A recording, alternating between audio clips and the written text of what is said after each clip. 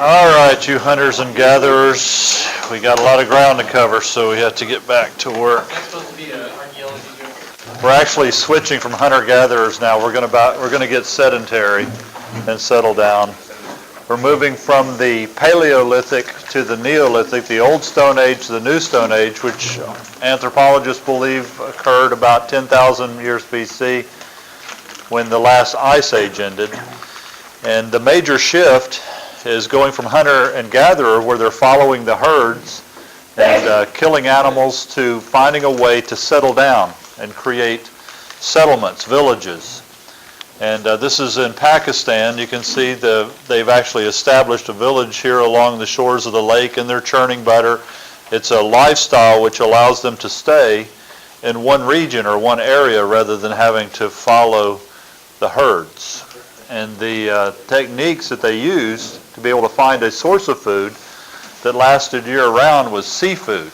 They took food from the ocean, fish, ate a lot of fish.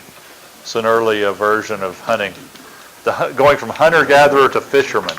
You had to use your partner as bait.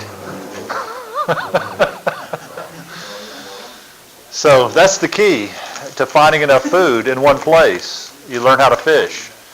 And this is an Aborigine in Australia showing the use of a fishing spear with an atlatl, or a spear thrower, which allows him to extend his arm almost twice the length. It gives him more power and better accuracy and so on. And he's got his nice pointing finger here too, right? Like when you're throwing a football.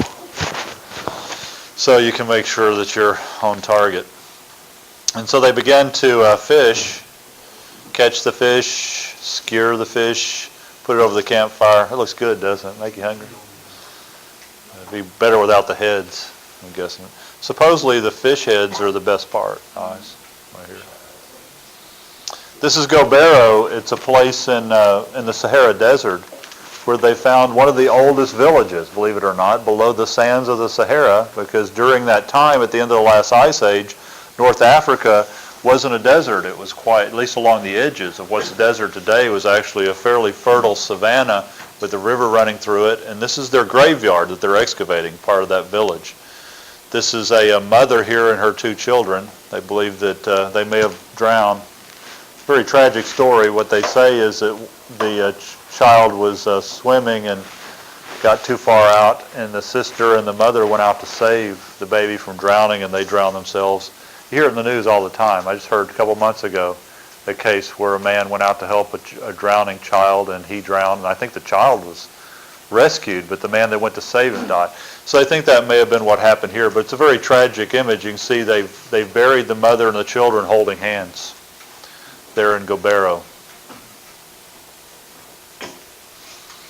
So along the edges of Sahara today, you can see these small lakes that still exist. It's just at the time of the early Neolithic period, there were these lakes underneath the sands we see today. For instance, the top photograph is just a photograph of the surface of the Sahara. You can see the white line there. This is the track that they've used to do a magnetic survey, which allows them to see the subsurface structure underneath the sand. And you see that? That's a river valley. So there's a river valley underneath the sand. So they believe in Neolithic times it was much more humid there and had rivers and grasslands and so on. That's a river. That's the river valley. And it's not too far from Gobero.